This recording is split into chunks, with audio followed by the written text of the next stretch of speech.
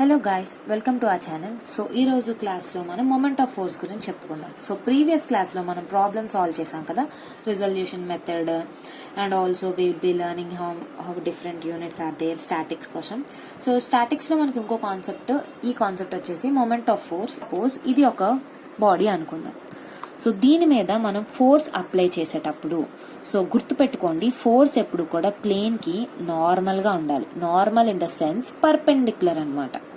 So normal గా మనం apply చేసేటప్పుడు చూడండి, ఒక ఎండ్ ఫిక్స్డ్ ఎండ్, ఈ ఒక ఎండ్ ఫిక్స్డ్ ఎండ్ అనుకోండి, మనం ఫోర్స్ అప్లై చేసాం పర్పెండిక్యులర్ గా. What is the path we're getting? If you observe, we're getting like this, అంటే టర్న్ అవుతుంది. మనం పర్పెండిక్యులర్ గా ఫోర్స్ అప్లై చేసినప్పుడు we're getting a turning effect. So moment of force is nothing but turning effect produced by the body when a force acts on it. So ఇప్పుడు మనం దీన్ని diagram రూపంలో draw చేద్దాం. So ఇది ఒక fixed end O అనుకుందాం. So దీని మీద మనం ఫోర్స్ P అనే ఫోర్స్ అప్లై చేసాం అనుకుందాం. Okay, so here moment M మనకి ప్రొడ్యూస్ అవుతుంది అనమాట. So what is here? This is nothing but the length from the fixed end. So ఇప్పుడు moment of force can be, if we take moment about O, what happens? This force into perpendicular distance will give you the moment of force. So moment about O మనం తీసుకున్నట్టయితే what happens, that is, ఇక్కడ hand పెట్టి చూడండి, మనకి ఏమేమి forces కనిపిస్తున్నాయి? This perpendicular force and the length.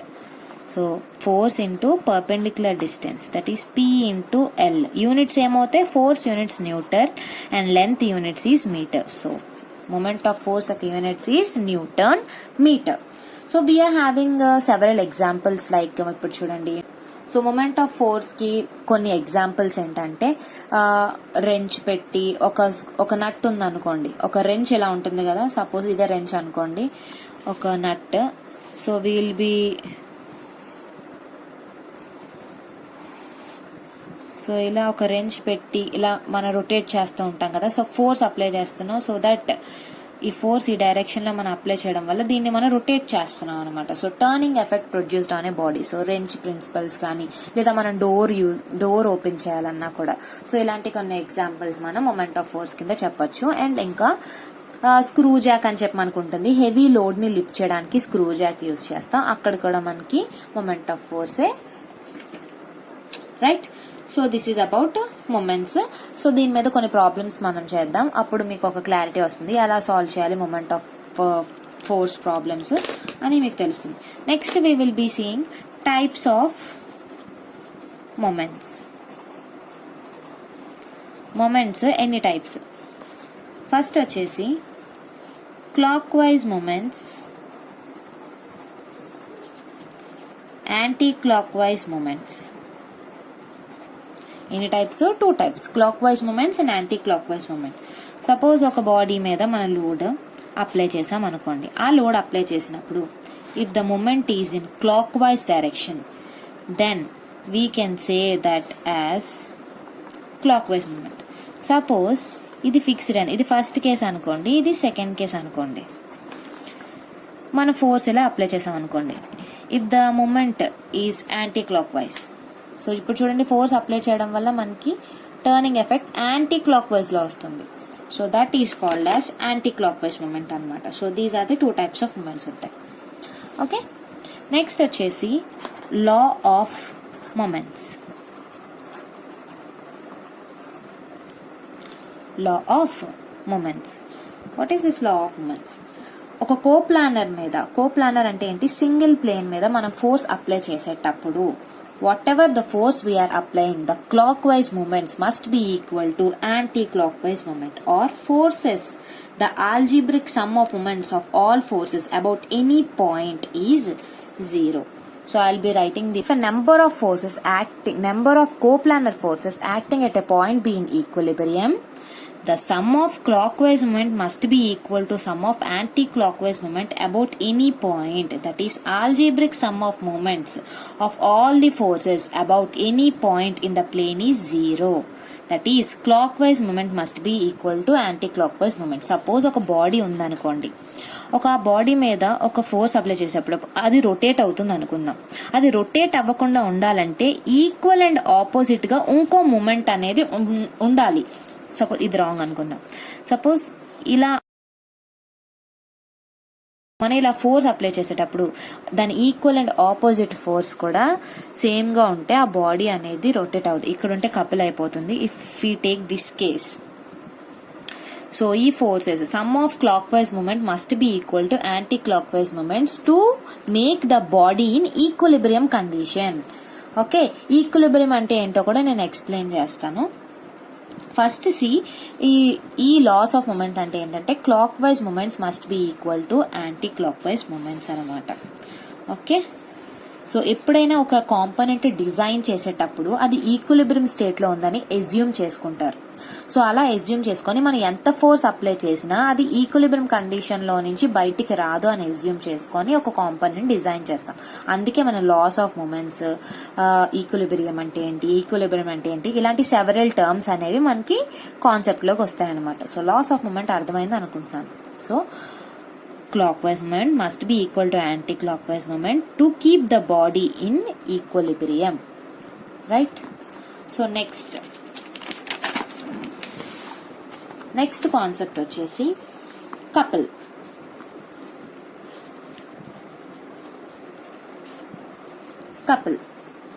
couple అంటే ఏంటి? couple is nothing but two equal and opposite forces acting on a body. ఈ రెండు ఈక్వల్, ఇది 10 న్యూటన్స్ అయితే and this should be also 10 newtons. Equal and opposite unlike parallel forces.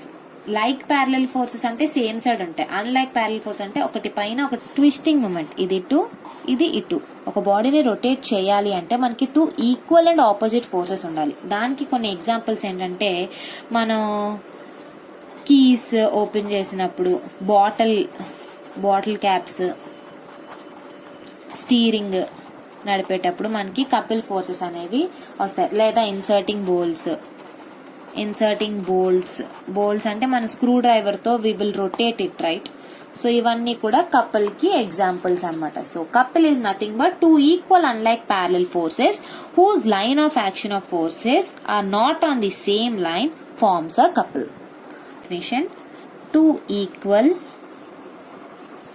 and unlike parallel forces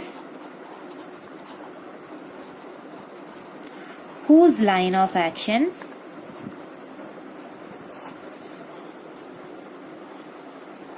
are not same forms a couple. Okay, so this is about couple. So couple problems కూడా మనం moments use చేసి చేస్తాం. Suppose ఇప్పుడు చూడండి, ఒక body మీద ఇక్కడ ఒక ఫోర్స్ ఉందనుకోండి, ఓ ఇది ఏ అనుకుందాం. సో ఏ దగ్గర నుంచి మనం ఇప్పుడు ఒకవేళ ఈ పాయింట్ దగ్గర మన ఫింగర్ పెడితే we will be having only 1 single force and ఇది పర్పెండిక్యులర్ డిస్టెన్స్ అవుతుంది. అండ్ సపోజ్ ఏ దగ్గర మూమెంట్స్ తీసుకుంటే ఈ ఫోర్స్ ఉంటుంది, యాంటీ క్లాక్ వైజ్ మూమెంట్ ఉంటుంది. సో ఇలా మనము కపుల్ ప్రాబ్లమ్స్ కానీ, moment of force problem, laws of moments కానీ మనం ప్రాబ్లమ్స్ సాల్వ్ చేస్తాం అనమాట. సో ఇప్పుడు మీకు కపుల్ అంటే ఏంటో అర్థమైంది కదా. 2 equal and unlike parallel forces whose line of action are not same forms a couple. Examples ఇవి, right? So next will be solving a small problem on the couple. 2 unlike parallel forces అంటే అది couple of 100 newtons and 40 newtons are acting at a distance of 250 mm. ఒక force ఎంత 100 Newton's, ఇంకో force 40 Newton's, 250 mm అంటే ఈ రెండిటికి మధ్య distance 250 mm అనమాట. వాటి యొక్క మ్యాగ్నిట్యూడ్, రిజల్టెంట్ యొక్క మ్యాగ్నిట్యూడ్ చెప్పమంటున్నారు. Okay, so we will draw the diagram. that is, ఒక force unlike and parallel force అన్నారు కాబట్టి ఒక ఫోర్స్ ఇక్కడ ఎంత 100 న్యూటన్స్ అండ్ ఇంకోటి వచ్చేసి 40 న్యూటన్స్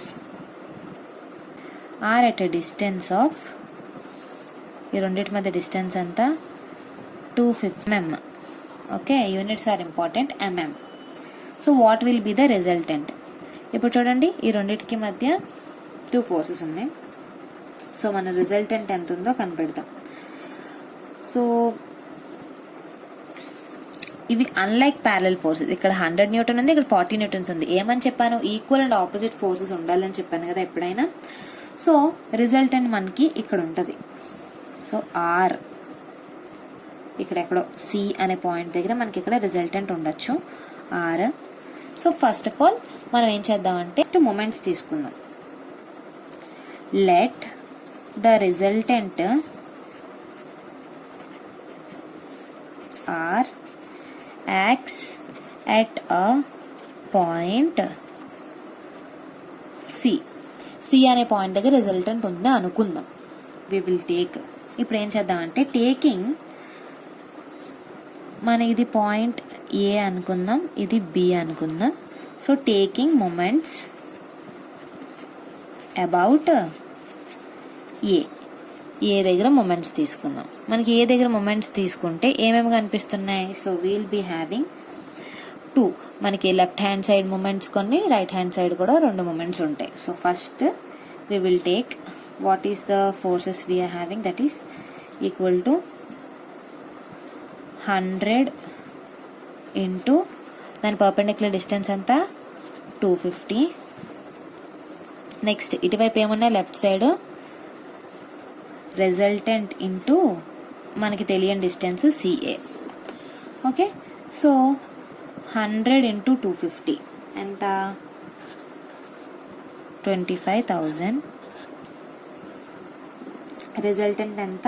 రిజల్టెంట్ ఆల్రెడీ నార్మల్గా మనకి resultant R is equal to 2 forces మధ్యలో కదా ఉంటుంది. So we can take 100 minus 40 ఎంత? 60 న్యూటన్స్ ఉంటుంది. So 60 newtons as resultant. So 60 into CA.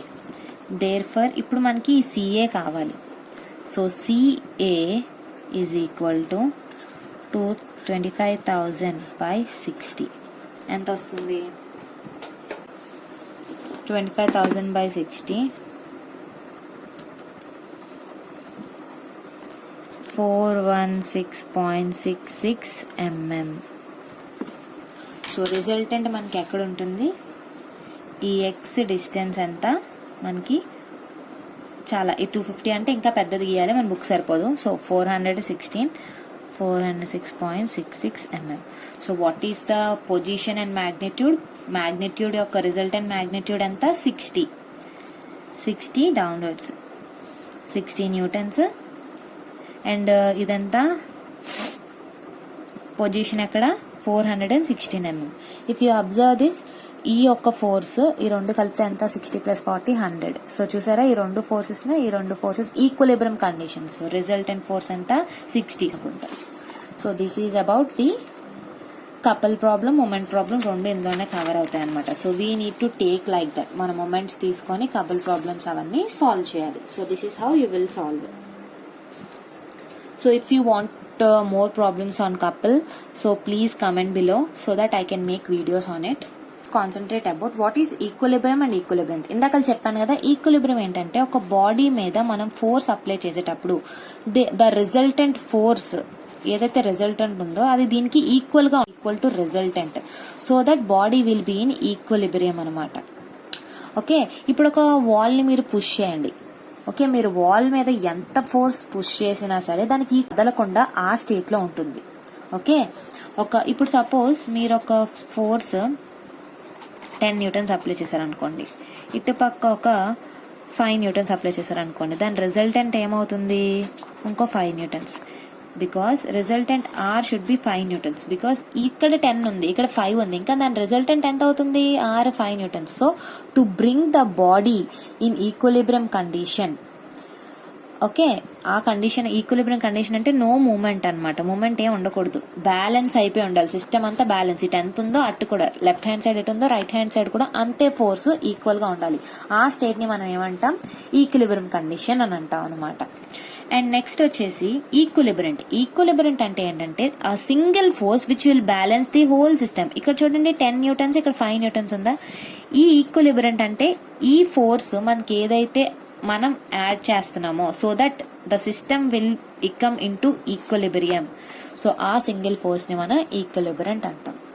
Okay, I hope this is clear till now what I told. So if you have any doubts, you can comment below, and if you want any explanation or anything, you can comment me and ask me so that I'll make videos. Don't forget to like, share and subscribe to my channel. Always keep smiling.